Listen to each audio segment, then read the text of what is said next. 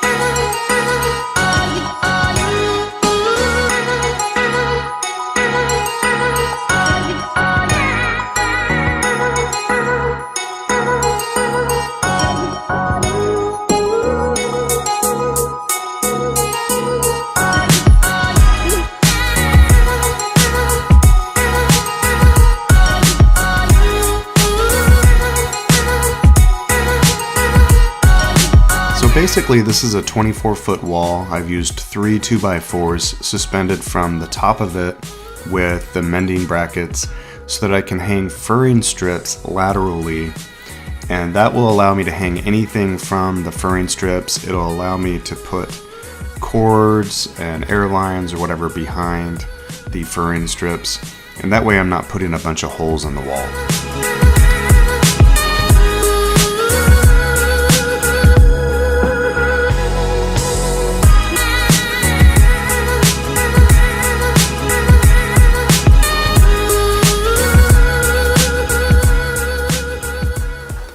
So these are my theater flats. You can see I have a whole stack of them here. And they're all different sizes. Most of them are about 3 feet across. There's some single sections, but I would say 90% of them have hinges. So you can do straight walls really easy. This is a really big one. It's the total width of it when it's open is 7 feet, but you can see with the hinges you can just fold these up.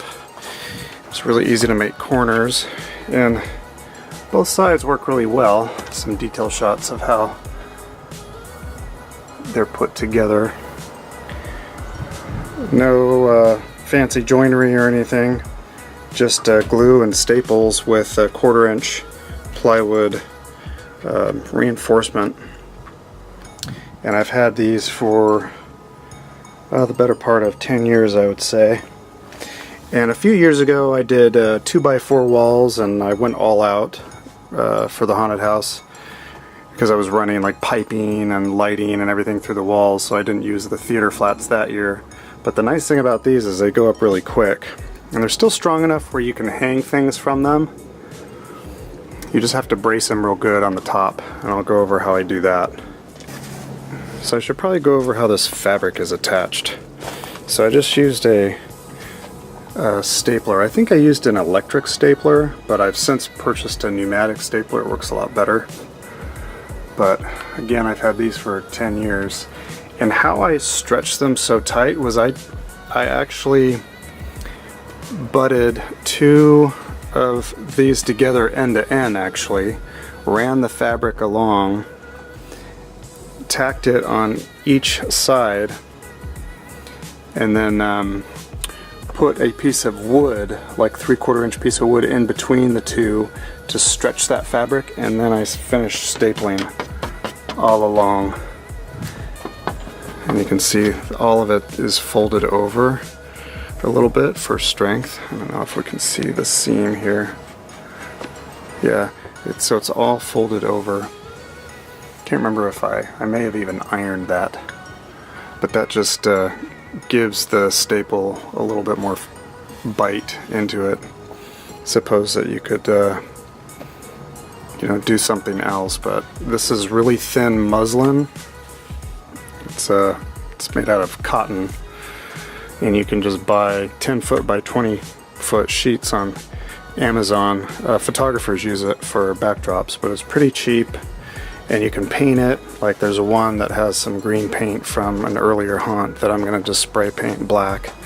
And the more you paint these, the heavier they'll get, of course, but the less see-through they'll become. So I've never really painted a lot. You can kind of see through this one that goes through my front window of the house.